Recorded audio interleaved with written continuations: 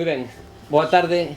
Imos comezar entón a presentación do libro que nos convoca hoxe aquí, en nome da Librería Cartabón, en nome da Editorial Alvarellos, a que eu represento. Dar a benvida e agradecer moito a Francisco Sampedro que nos acompañe hoxe aquí e que hoxe nos vai a glosar a magnífica obra que como editores tivemos sorte de incluir no noso catálogo dentro da colección que chamamos Oeste, de divulgación e ensaio. Pilar leva, como sabedes, Pilar García Negro consagrada boa parte da súa vida ao estudo, á reflexión sobre a obra e a vida de Rosalía de Castro. Anteriormente, a súa obra dos 14 volumes que leva Pilar publicados, creo, se non digo mal na cifra, na súa vida profesional, homenaxeamos a Rosalía, a Follas Novas, dunha maneira moi orixinal. Estamos diante dun libro de libros do que agora nos falarán polo miúdo. É un libro que nos parece como editores enormemente atractivo, pois hai unha aposta pola literatura contemporánea, pola visión universal das culturas do mundo desde Galicia, non? E o que para nós lle transmite a este libro colectivo, esta obra colectiva coordinada e coescrita por Pilar, unha originalidade, un discurso novo, non?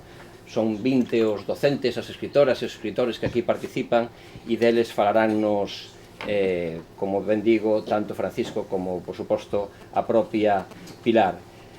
Nesta viaxe, que porque así se subtitula o libro, unha viaxe pola literatura universal, nós como editores intentamos facer unha presentación do libro acorde ou a altura do atractivo das propostas que aquí se nos ofrecen, non? Con esa portada múltiple, con profundidade de campo, se se quere ver, onde Rosalía dialoga en pé con grandes e recoñecidos escritores dos que se rescatan ou se recuperan aquí e que despois nos falarán eles con máis devagar. Sen máis, agradecevos moito a vosa presenza e doulle a palabra a Francisco Sampedro. Gracias. Boa tarde. Moitas grazas pola vosa presenza, gracias á Librería Cartabón. É a primeira vez que estou neste lugar e realmente me parece acolledor. Moitas gracias a Enrique Alvarellos e a súa editora, porque, efectivamente, aparte deste magnífico libro, aposta polo ensaio, que parece ser o neno orfo da literatura galega en xeral, non? Hai que decir que aparece María Pilar García Negro edición, como editora, non? Pero que tamén que é autora dun tercio deste libro. Contra os tópicos interesados, o nacionalismo galego, neste caso cultural, non se mira, proba disto, para o seu en Vigo. Cito a Pilar García Negro a este respecto da universalidade. Dice: a literatura galega segue sen canonizar nos manuais ou historias da literatura emanadas desta factoría, por moito que sexa precisamente Rosalía de Castro, a escritora galega universal por antonomasia. No libro que hoxe presentamos, do que compre lembrar a edición física, material, estupenda, e o rigor intelectual a que nos ten acostumados María Pilar García Negro, atópanse todas aquelas preocupacións inscritas na totalidade da obra de Rosalía e compartidas polos autores e autoras que conforman a antoloxía dos textos presentados, en maior ou menor medida. Cito 4 tópicos: o feminismo, o patriotismo, a cuestión social e a melancolía. Voume parar no 4º tópico, que é a melancolía.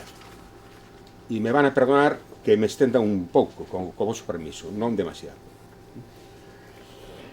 Por que na melancolía? Porque compre lembrar o que sabemos todos, o tópico da Rosalía Chomoriqueira, non? A aparente contradición entre Cantares Gallegos e Follas Novas, entre unha Rosalía esperanzada e esperanzadora e outra melancólica. Porque se nos fixamos con atención na melancolía presente nesa obra, a conclusión é absolutamente diversa, senón incluso antagónica. En primeiro lugar, xa Pilar García Negro se expresou claramente en Cantares Gallegos hoxe, tamén editada por Alvarellos, arredor do rol que ocupa a melancolía e ou da máis que probable determinación desta na escrita de Rosalía. Pero insiste novamente, e se cabe con moita máis agudeza e precisión, no libro que presentamos hoxe. Así di cito, acollendo poesía intimista da mellor que se teña escrito, é un manifesto, en Follas Novas, contra todo egotismo, coa fusión do eu autorial e o lírico das vítimas máis oprimidas. Reloce por todos os poemas dos 5 libros o clamor do dereito á vida do pobo galego, a comezar polo uso do idioma de seu, que nesta obra abre a súa práctica a todas as asociacións posíveis. O pesimismo, a desolación, o ton elexíaco non son patolóxicos ou lacrimóxenos, están conectados a razóns materiais e psicosociais que se explican e racionalizan por moito que fiquen en pé graves preguntas a quen nen o ceo nen os poderes humanos poden ou queren responder. É, en tantos poemas, un clamor contra a radical injustiza do modelo social e político dominante, contra o papel que o Estado español fai xogar a Galiza, carne de migración, carne de cañón e miseria inducida. Melancolía que significadamente, en tanto sombra, negra sombra, no? Ou desacougo existencial, xa la tese no Otero Pedrallo, Carballo Calero foi o primeiro en sinalalo, e que aparece emparentada neste libro con Rimbaud, reseña de Danso Angueira, Emily Dickinson por Pilar Pallarés, Cristina Rossetti por Luis Cochón e, na miña opinión, sobre todo, George Eliot por Marisús Lorenzo Modia.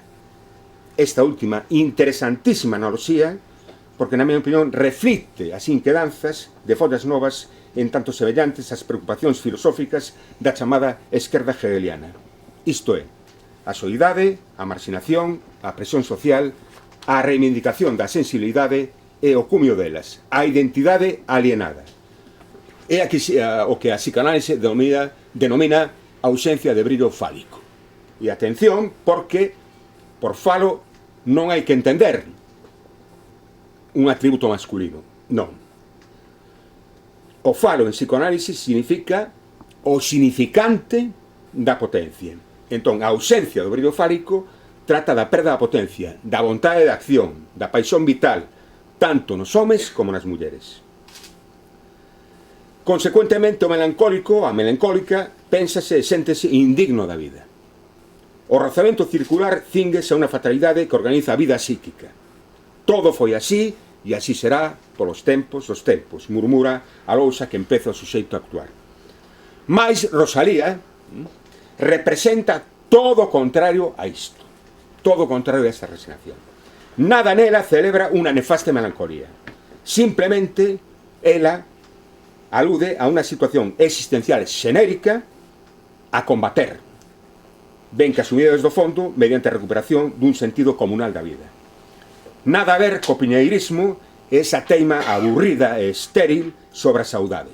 Rosalía representa a consideración dun sentimento melancólico como principio dunha regeneración ético-política, como protesta ante un mundo opresivo que conduce á loita. Algo similar á consideración pondaliana da saudade, tal e como se presenta no poema A campana de Dan Jones. Rosalía representa a expresión dunha guía liberadora que só pode amosarse mediante unha linguaxe existencialista. O lamento, cando se refire ao social, está dirixido cara a superación do concreto dado, do estado de cousas existente, do mundo tal cal o atopamos. Consiste nunha descripción que convoca unha prescripción, a liberación da muller, do proletario e de Galicia. Méndez Ferrín ten escrito en varias ocasións, que eu recordo en 3 hai moito tempo, e o cal é complementario, pode ser complementario a este libro, sobre a relación entre Rosalía e o poeta francés Gerard de Nerval. Sobre a analoxía entre a negra sombra e lo que Nerval chamaba le soleil noir, es decir, el sol negro da melancolía, ¿no? Para rematar, unha invitación, eso sí que é unha usadía, temeré por a miña parte, decir, xa que se nos pormos en termos hegelianos, non sei, tese, antítese, síntese, non? É dicir, se poñamos a tese cantares galegos, poñamos a antítese, se me permites, non? É dicir, de alguma maneira, non? É dicir, a complementariedade, Follas Novas, Pois esperamos de María Pilar García Negro e de Enrique Alvarellos que nos agasallen con a síntese que sería o Gébuna hacia a superación e conservación que estaría nas orillas del Sar. Moitísimas gracias. Moitísimas gracias. Sí.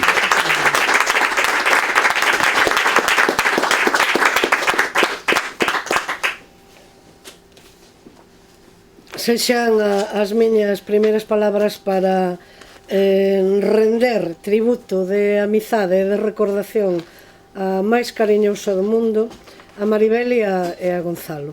Como a certa idade o tempo xa o podemos medir por non por anos, senón por décadas, pois direi que o noso coñecemento e o noso aprezo mutuo procede do século pasado, dunha data que non hai tampouco maior interese en concretar. Para min entón é realmente un gosto moi grande poder compartir con eles nesta libraría que físicamente aínda non coñecía, e con todas e todos vostedes, con todas e todos vos, este tempo rosaliano. As grazas máis acesas tamén pola miña parte a, como digo, a presenza de todas e todos vostedes, de todas e todos vos. É tamén non galante pola miña parte, senón ritual no bon senso da palabra, estimar en todo o que vale o bon oficio de Enrique Alvarellos como editor. Xa somos colegas neste sentido por terceira vez, como el indicou, e quero poñer moito en valor toda a súa formalidade, o seu coñecemento do oficio e sempre o seu carácter servicial e de comprensión das pretensións destes libros rosalianos como que hoxe apresentamos, que efectivamente é dentro desta serie pois o cuarto ou o quinto en total, máis dentro desta publicación monográfica pois o segundo, dedicado a Follas Novas. E só estou fondamente sentida dunha cousa, e é de non o ter convocado como colaborador neste volume colectivo, porque eu coido, e admítanmo vostedes e admítamo el como especialista, a obra global de Rosalía de Castro clama aínda por unha asisada e atenta leitura psicanalítica ou con técnicas desta particular análise que tan bon resultado deu noutros escritores, isto é, que está xa plenamente acreditada. Ora ben, tal e como apontou ou insinuou Francisco, pode que non teñamos elementos materiais de ciencia positiva, documentación empírica escrita moi concreta sobre momentos dados da súa vida, sobre moitas circunstancias da súa vida. Por tanto, que aínda non podamos dicer Rosalía Castro foi en oración, en frase afirmativa, isto, positivamente, porque así o podemos documentar. Ora ben, o que sí, con toda certeza, podemos afirmar e documentar é o que non foi. Entón, non foi unha, como moi ben Francisco afirmou, unha escrava da saudade, non foi unha vítima da melancolía perenne, entendida esta, non no sentido que la apontou, senón entendida como unha especie de extensión patolóxica, como unha especie de eiva conxénita que algúns mesmo relacionaron coas circunstancias do seu nacemento. Non foi apolítica en desxamais, porque desde o primeiro momento en que forma filas no combate patriótico nacional a prol da Galiza, e estou citando palabras de Murguía, desde ese preciso momento, ela escolle nación, ela escolle, por suposto, clase social como suxeito da historia e como destinataria dunha redención, palabra epocal algo posterior, pero que xa se utiliza tamén no 19, xunto con outras como rehabilitación, dignificación e ese acceso ao amor pola Galiza, que demostra efectivamente até a fin dos seus días, até en las orillas del Serxe. Entendo que reubicar ou resituar Rosalía de Castro no seu tempo, na súa nación e inclusive no tempo coevo da literatura española e das outras literaturas europeas, inmediatamente o papel da Galiza mudaría completamente, de unha forma sísmica, de unha forma absolutamente radical. A segunda idea de que parte o que animou a composición deste volume foi, e por iso tamén quero agradecer a presenza de Francisco San Pedro aquí, porque enlaza coa idea que eu defendo de que a literatura é omnívora. E entón iso foi o que guiou tamén a miña idea de convocar a persoas, escritoras, escritores, profesores, profesoras, nomes máis coñecidos, nomes descoñecidos por menos publicacións, nun ámbito moi variado. Claro, o resultado efectivamente é heteroxéneo, porque aquí temos desde rosalianistas absolutamente acreditados en toda a súa traxectoria, auténticos descobridores de luces rosalianas como Francisco Rodríguez, por exemplo, que se vai ocupar de Oscar Wilde, até ou como escritoras como Andrés Pociña ou Aurora López ou Pilar Pallarés, ou tratadistas tamén como Kathleen Mark, pasando por profesoras ou profesores de outras disciplinas, por exemplo, de literatura española, como Eduardo Álvarez, como Elvira Sanz, que están en condicións de demostraren a validade de Rosalía de Castro e de Follas Novas, inclusive dentro das aulas da materia de literatura universal.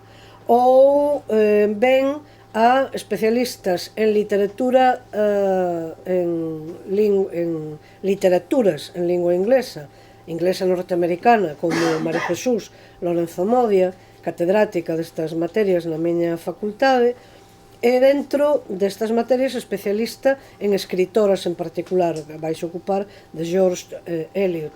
Ou, en fin, outras persoas, outras colaboradoras e colaboradores que tiveron a ben pescudar no elenco de escritoras contemporáneas de Rosalía de Castro, de outras literaturas moi coñecidas no seu tempo e hoxe prácticamente esquecidas. Por exemplo, Celia María Armas ou, por exemplo, Teresa Barro, desde a súa morada xa de hai moitos anos no Reino Unido, en Londres e en Manchester agora, pois vai nos descobrir unha escritora que aparece aquí retratada, que eu sempre digo que se lle branquexamos un pouco a pel, temos unha galega redonda, unha paisana nosa inteira. É unha escritora negra, norteamericana, anti-escravista, claro, feminista, abolicionista, e con unha intervención política directa moi clara. Ou, naturalmente, contamos tamén coa literatura portuguesa da mao de un novelista tan importante como esa de Queirós, do que quero dicer, porque isto tamén forma parte dunha averiguación recente, que, segundo o testemunho directo da súa propia filla, idolatraba a Rosalía de Castro. Isto é moi significativo porque esa de Queirós pasa por ser o grande campeón da novela realista. Por tanto, ele está lendo en Rosalía de Castro unhas mensaxes críticas que acada a comprender perfeitamente. Outras descobertas, como a de unha escritora brasileira, Júlia López de Almeida, que achega Carlos Callón, tamén moi coñecida no seu tempo, esquecida despois, rexeitada da Academia das Letras brasileira, En fin, que é o que temos aquí? Temos efectivamente varios libros, se me permiten dicelo así, reunidos nun, porque inclusive hai unha novela ou novela curta ou conto longo, Boule de Suif, de Guy de Maupassant, que está inteiramente traducido e inteiramente publicado. En resumo, fica composto, pois claro, heteroxéneo, como digo, pero con múltiplas transversalidades. O eixo ou o ponto de encontro de todas estas liñas que se atravesan ou que se cruzan é o ano de publicación de Follas Novas, 1880. E entón, aí é onde cobra sentido, polo que vou comentar agora, a introducción do texto máis antigo, que é o de 1854. Rosalía de Castro é unha escritora nacente, estamos no in fieri, non? Ou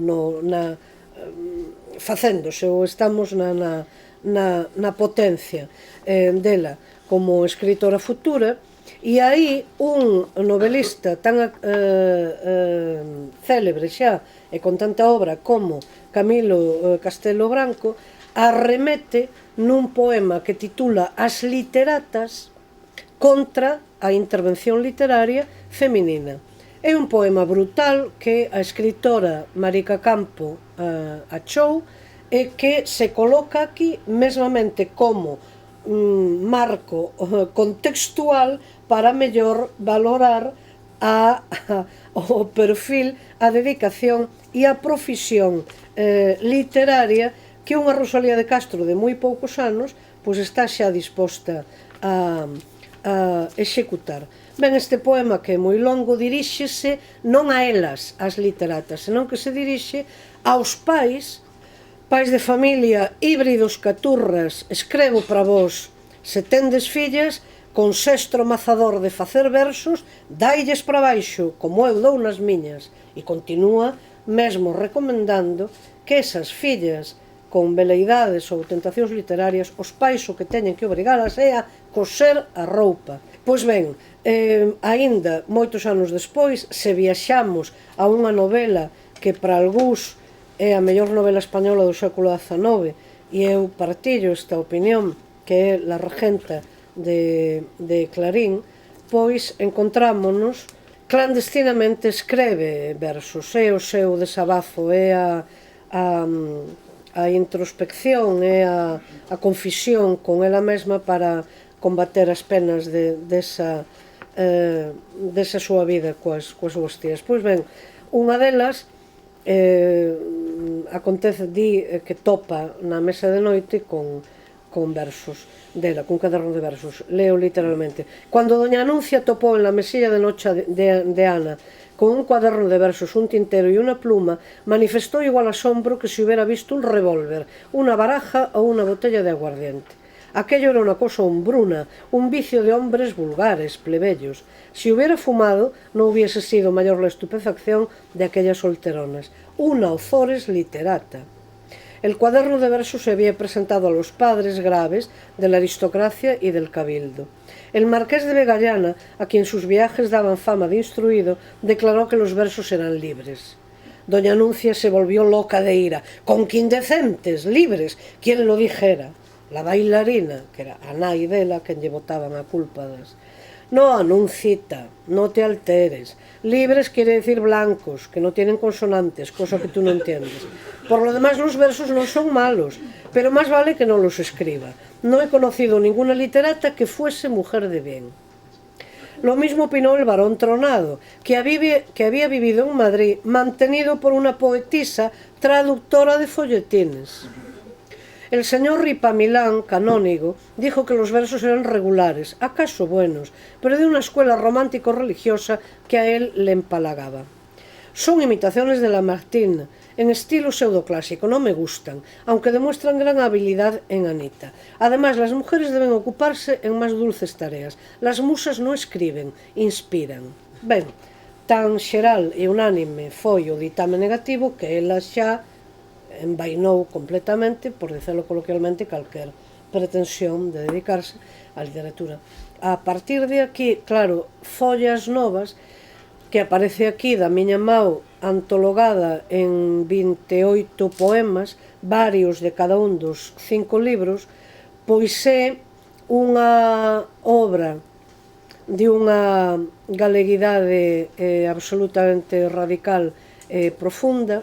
É a obra que demostra que a lingua galega admite como arte literaria e pode asumir absolutamente calquer tema, e é ao mesmo tempo a grande obra universal do seu momento e até os nosos días da literatura galega.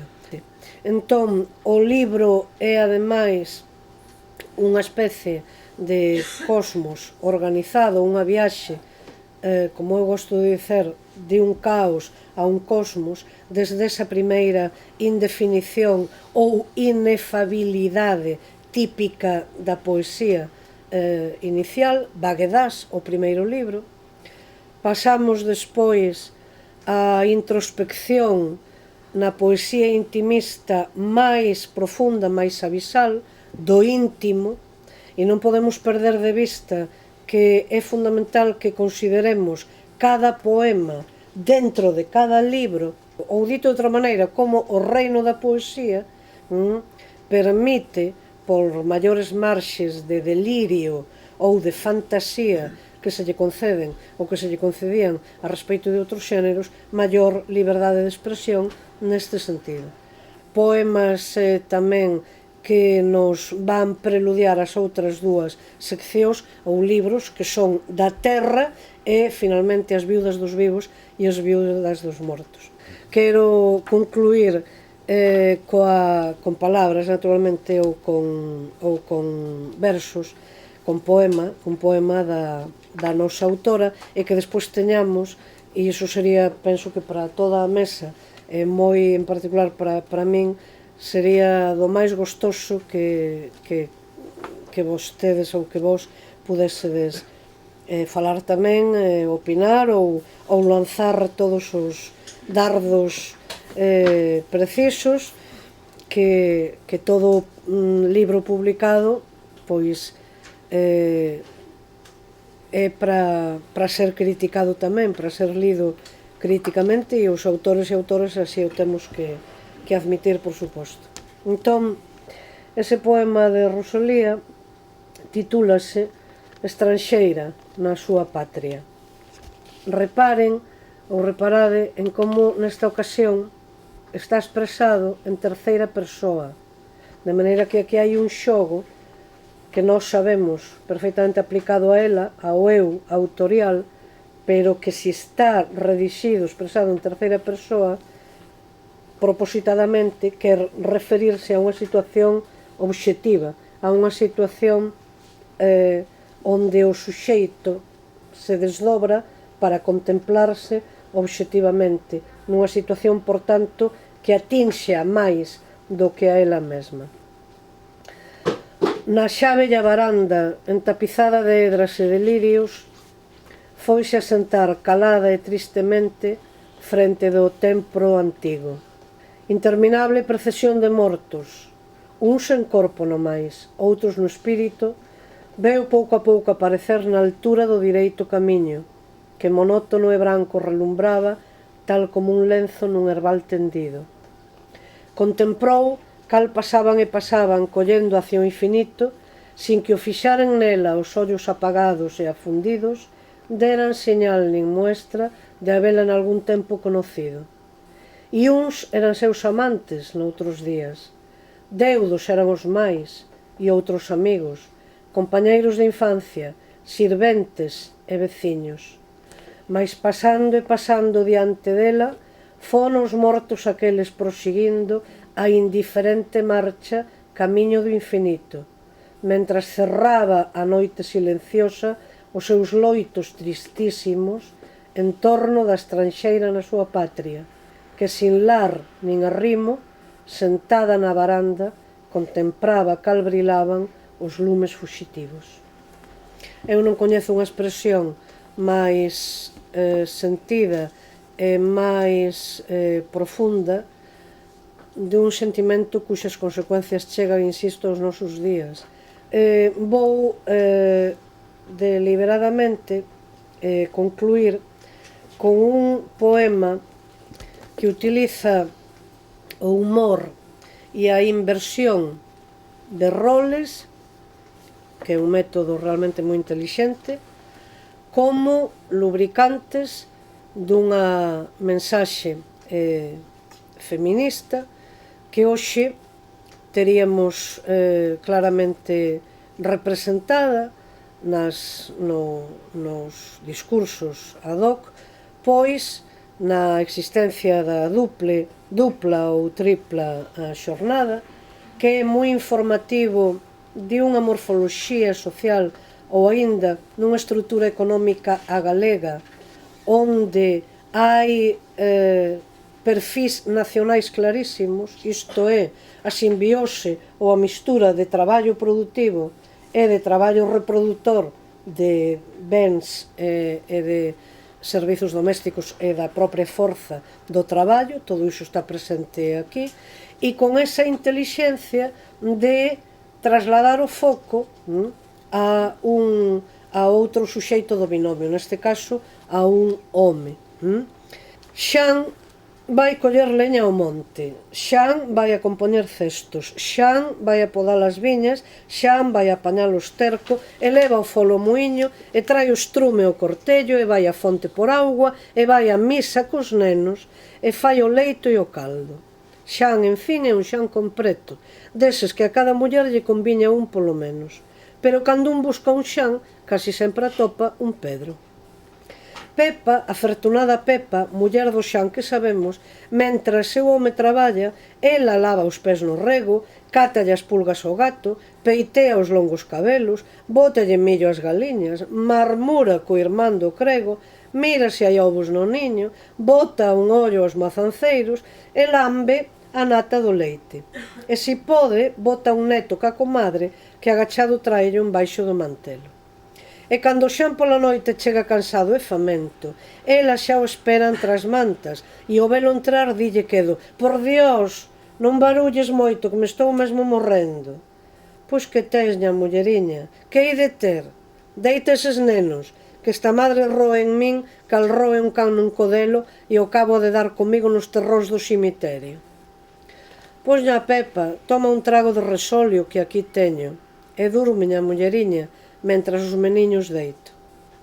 De bágoa se enchen os ollos de Xan ao ver tales feitos. Mas, non temas, que entre mil nai máis que un anxo entre os demos, nai máis que un atormentado entre mil que dan tormentos. A escritora, como ven, por se acaso temos a tentación, os leitores, as leitoras, de facermos unha leitura inxenua ou desatenta que pensemos que se nos fala dun Xan e dunha Pepa, son así de raros, do revés, non. Por se acaso, contén ou inclúe esta información ou esta advertencia final.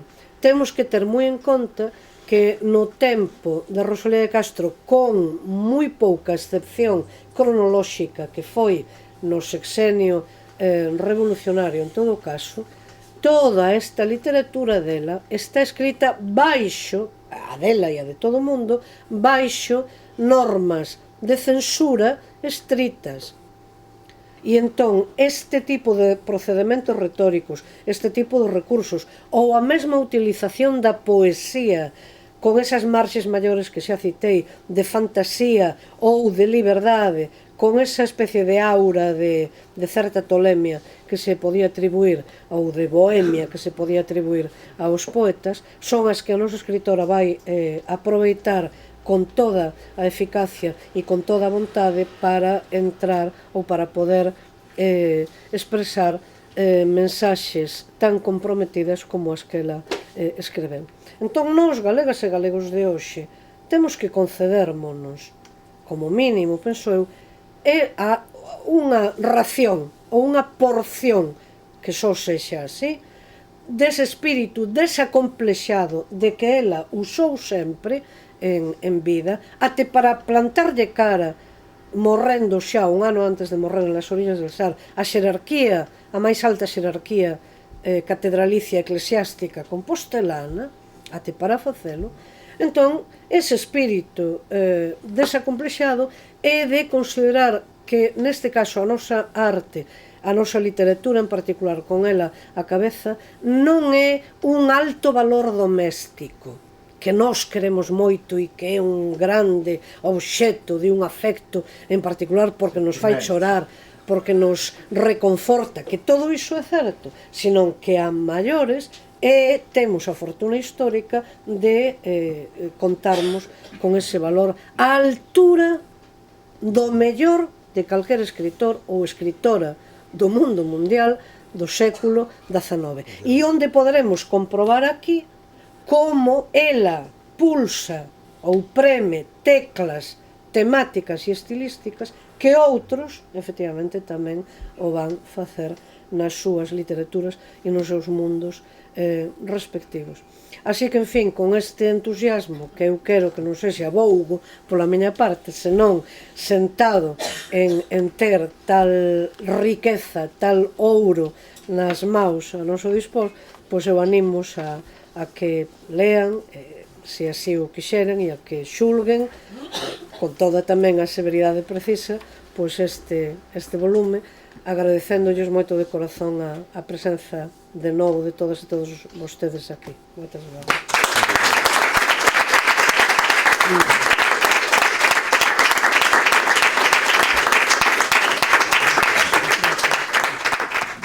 Autora moi gustosa asinará a quen queira a obra.